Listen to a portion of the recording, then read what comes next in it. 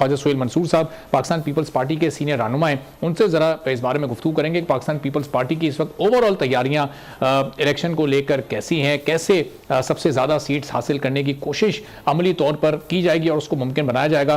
तो ख्वाजा सुहेल मंसूर साहब ये बताइएगा कि आसिफ अली जरदारी साहब जब ये कहते हैं कि पाकिस्तान पीपल्स पार्टी आगे चलकर हुकूमत बनाएगी और 8 फरवरी के बाद आप देखेंगे कि एक बड़ा सरप्राइज सामने आ सकता है, तो इसकी बुनियाद क्या है? हम पंजाब में देख रहे हैं पाकिस्तान पीपल्स पार्टी उतनी मजबूत नहीं है जितनी हमें वहाँ नून लीग नजर आ रही है, तो सिर्फ सिंध की हद तक मजबूती की बुनियाद पर आप ये बात कर रहे हैं?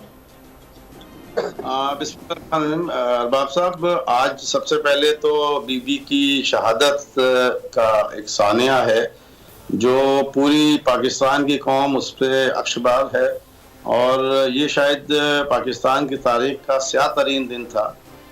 तो अल्लाह ताला उनकी मग़फ़िरत फरमाए और सब कुछ सब्र जमील अता फरमाए।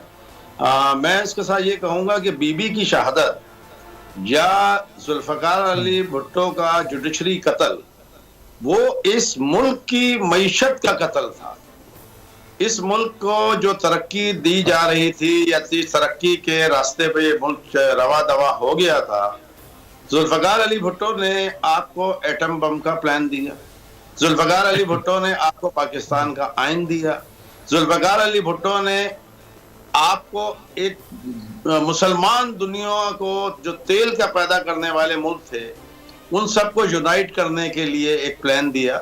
आज जो हम ये इसराइल को भुगत रहे हैं उसकी वजह ये है कि अगर वो प्लान कामयाब हो जाता जुल्फ़िकार अली भुट्टो का या बीबी शहीद की वो जो इकोनॉमी और मुल्क और दुनिया में अपने एक अच्छे ताल्लुकात बनाने की सोच और ये सारी चीज़ें थीं, ये हमारे मुल्क की मईशत को शहीद किया गया ताकि इस मुल्क में इंतशार फैले, इस मुल्क में जो है सरमाया ना आए, लोग जो हैं वो आपके पड़ोसी मुल्कों में जाके इन्वेस्टमेंट कर दें।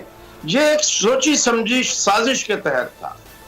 और जहां तक आपने बात की कि हम किसी से इत्तेहाद नहीं कर रहे, तो मैं बारहा ये बात कह चुका हूं कि इत्तेहाद वहां होता है जहां पर कोई मंशूर होता है। मेरी इस 24-25 करोड़ को अवाम को या 23 करोड़ अवाम को ये सारी सियासी पार्टियां क्या देंगी? भूख देंगी, इफलास देंगी, उनको बेघर करेंगी, या कराची जैसे शहर के अंदर दोबारा फैक्ट्रियों को आग लगाई जाएगी, या लाशों के यहाँ से अंबार उठेंगे या बोरियां उठेंगी? क्या हम उन लोगों के साथ इत्तेहाद करेंगे? मुझे ये बताइए कि हम तो एक पाकिस्तान की ख्वाजा साहब ये जिन लोगों के खिलाफ आप चार्जशीट पेश कर रहे हैं, माजी में भी आप उन्हीं लोगों के साथ इत्तेहाद करते आए ना। अभी जो पीडीएम की हुकूमत थी उसमें ये तमाम सियासी जमातें आपके साथ इत्तेहाद में शामिल थी, आप उनके इत्तेहादी थे।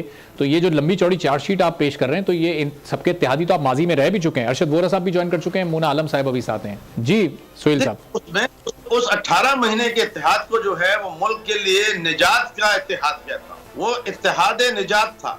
अच्छा। उसकी वजह यह है कि एक शख्स जो मुल्क को एक जगह पर ले जा रहा था, अगर उस वक्त 18 जमातें मिलकर और फिर उनके पीछे जो बेसाखियां थी, तो क्या हम उस वक्त ये पाकिस्तानी होने के नाते, हम सारी सियासी पार्टियां पाकिस्तान की पाकिस्तानी हैं और पाकिस्तान ही हमारा वजूद है, पाकिस्तान से ही हमारी बका है, पाकिस्तान से हमारा नाम है।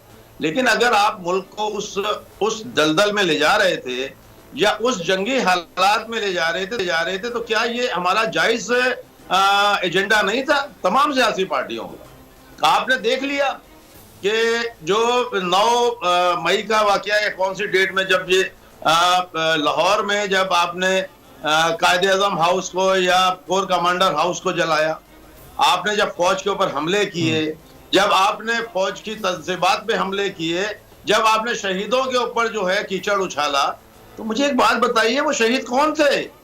वो पाकिस्तान के शहीद थे। तो ये सवाल तो अगर किसी कोई करता है, सवाल बनता ही नहीं कि वो इत्तेहाद क्या था। वो इत्तेहाद हमारा उस हद तक इत्तेहाद था कि हमें अफवाज पाकिस्तान की जो सरबुलंदी जज्बा था, उनकी जो कुर्बानियां थी, उन्होंने जो अब दिया, उसकी वजह से आज ये पाकिस्तान बचा हुआ है। आज भी वो अपनी ठीक है। चलें ख्वाजा साहब, फिलहाल आगे आपकी जमात किसी से इत्तेहाद नहीं करना चाहती। अब ये मैं आपकी तरफ वापस भी इस नुक्ते पर आऊंगा जरा।